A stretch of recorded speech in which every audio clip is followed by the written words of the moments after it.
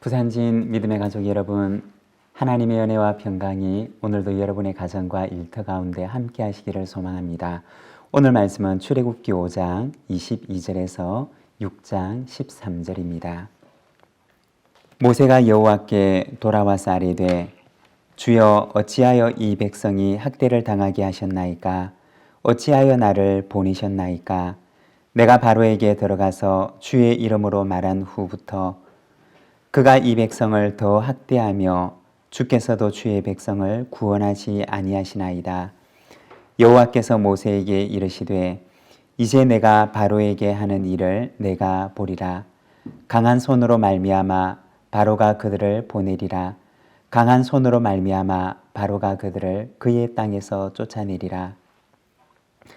하나님이 모세에게 말씀하여 이르시되 나는 여호와이니라. 내가 아브라함과 이삭과 야곱에게 전능의 하나님으로 나타났으나 나의 이름을 여호와로는 그들에게 알리지 아니하였고 가나안 땅 곧 그들이 거류하는 땅을 그들에게 주기로 그들과 언약하였더니 이제 애굽 사람이 종으로 삼은 이스라엘 자손의 신음소리를 내가 듣고 나의 언약을 기억하노라. 그러므로 이스라엘 자손에게 말하기를 나는 여호와라. 내가 애굽 사람의 무거운 짐 밑에서 너희를 빼내며 그들의 노역에서 너희를 건지며 편팔과 여러 큰 심판들로서 너희를 속량하여 너희를 내 백성으로 삼고 나는 너희의 하나님이 되리니 나는 애굽 사람의 무거운 짐 밑에서 너희를 빼낸 너희의 하나님 여호와인 줄 너희가 알지라. 내가 아브라함과 이삭과 야곱에게 주기로 맹세한 땅으로 너희를 인도하고 그 땅을 너희에게 주어 기업을 삼게 하리라. 나는 여호와라 하셨다 하라. 모세가 이와 같이 이스라엘 자손에게 전하나 그들이 마음의 상함과 가혹한 노역으로 말미암아 모세의 말을 듣지 아니하였더라. 여호와께서 모세에게 말씀하여 이르시되 들어가서 애굽 왕 바로에게 말하여 이스라엘 자손을 그 땅에서 내보내게 하라. 모세가 여호와 앞에 아뢰어 이르되 이스라엘 자손도 내 말을 듣지 아니하였거든 바로가 어찌 들으리까? 나는 입이 둔한 자니이다. 여호와께서 모세와 아론에게 말씀하사 그들로 이스라엘 자손과 애굽 왕 바로에게 명령을 전하고 이스라엘 자손을 애굽 땅에서 인도하여 내게 하시니라. 아멘. 오늘 우리가 읽은 이 말씀에서는 바로의 거절로 인해서 낙심해 있는 모세의 모습을 보여줍니다. 5장 22절과 23절입니다. 모세가 여호와께 돌아와서 아뢰되 주여 어찌하여 이 백성이 학대를 당하게 하셨나이까? 어찌하여 나를 보내셨나이까? 내가 바로에게 들어가서 주의 이름으로 말한 후로부터 그가 이 백성을 더 학대하며 주께서도 주의 백성을 구원하지 아니하시나이다.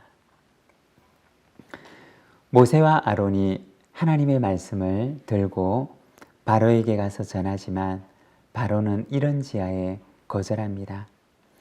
거절했을 뿐만 아니라 오늘 말씀에 보면 그가 이 백성을 더 학대하였다고 이야기를 합니다.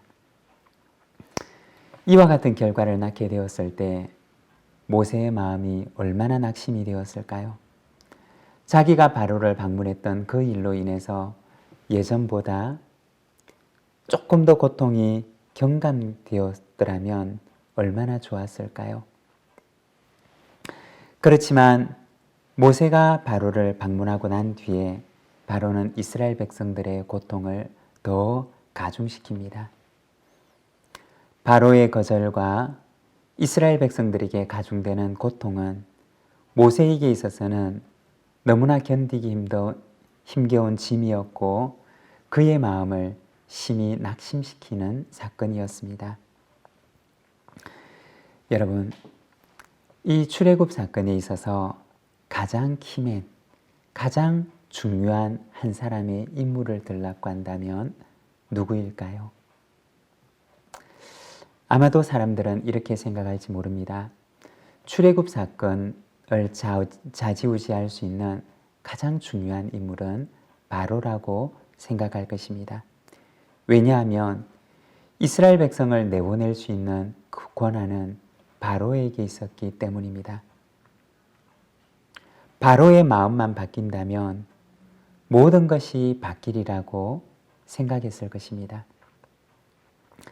그렇지만 다시 생각을 해보면 바로보다 더 중요한 사람은 모세였습니다. 변하지 않는 바로, 그의 거절과 고집 속에서도 끝까지 낙심하지 않고 하나님의 말씀을 들고 또다시 바로를 찾아가야 하는 모세. 출애굽의 가장 중요한 인물은 어쩌면 바로가 아니라 모세였는지도 모릅니다. 만일에 모세가 낙심하고 모세가 절망해서 포기해버린다면 이 출애굽의 역사는 또 다른 위기에 봉착하고 말 것입니다. 출애굽에 있어서 가장 중요한 사람은 바로 이 모세였고 모세가 먼저 변화되는 것이 필요했던 것입니다. 어쩌면 바로가 그토록 줄기차게 거절했던 것은 모세를 위한 거절이었는지도 모릅니다. 모세가 하나님을 더 알 수 있도록 하나님께서는 바로의 거절을 인내하셨는지도 모릅니다.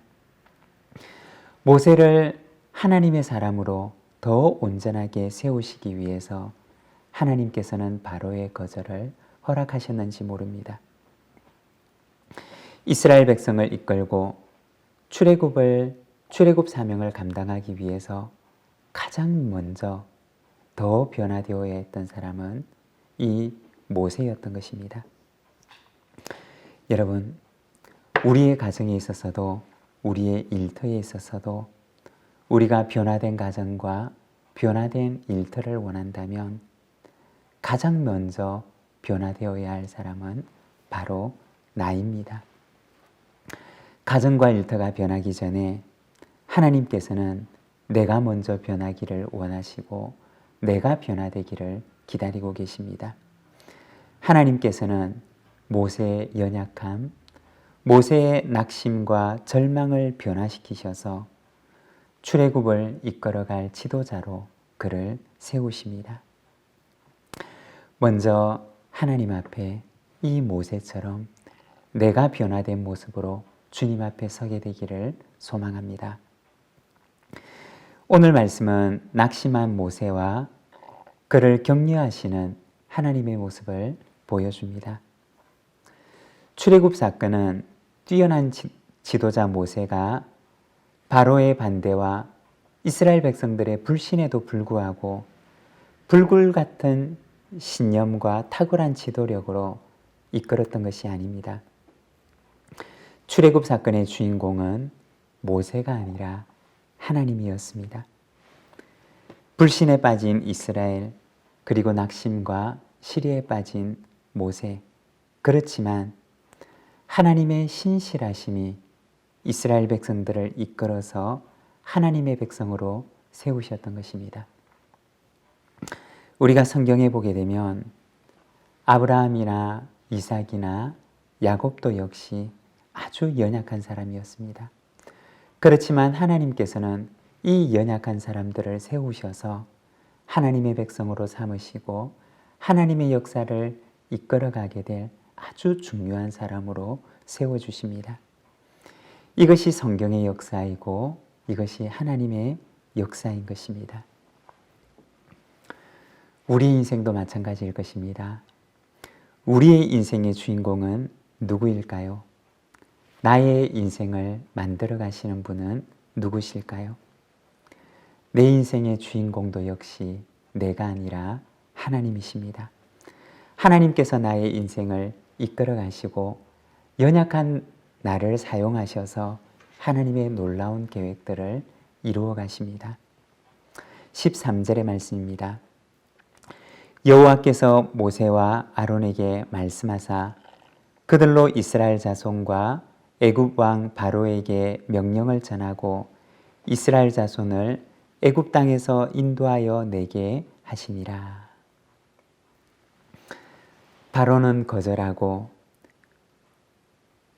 모세는 낙심과 시리에 빠져 있고 이스라엘 백성은 불신 속에서 하나님도 믿지 못하고 모세도 믿지 못하지만 하나님께서는 이 모세를 통해서 이스라엘 백성들을 애굽에서 이끌어내십니다. 모두가 다 심히 연약한 사람들이었지만 하나님께서는 그들을 사용하셔서 하나님의 역사를 이루어 가시는 것입니다. 우리는 참 부족한 사람입니다. 그렇지만 하나님께서는 우리를 사용하셔서 당신의 위대한 계획을 이루어 가십니다. 이를 계획하시는 하나님, 이를 성취하시는 하나님, 그 하나님께 순종함으로 우리의 삶을 내어드리는 우리 모든 믿음의 가족들이 되시기를 간절히 소망합니다. 기도하겠습니다. 하나님 아버지 은혜를 감사합니다. 심히 연약한 사람 모세를 하나님께서는 세우셔서 그를 믿음의 사람으로 삼으시고 이스라엘 백성을 이끌 지도자로 그를 만들어 가심을 우리가 주의 말씀을 통하여 바라봅니다.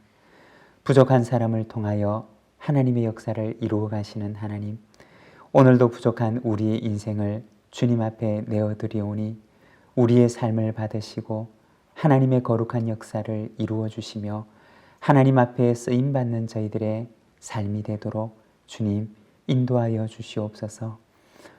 우리의 가정이 변하기 전에, 우리의 일터가 변하기 전에 먼저 내가 변화되기를 기다리시는 우리 주님을 바라봅니다. 하나님, 주님 앞에 내가 먼저 변화되어 하나님 앞에 설 수 있도록 주님 인도하여 주시고 우리를 향한 주님의 인내하심을 기억하옵나니 아버지 하나님, 참으로 주님의 기쁨이 되는 사람으로 저희들을 세워주시고 인도하여 주시옵소서. 우리 구주 예수 그리스도의 이름으로 기도드립니다. 아멘.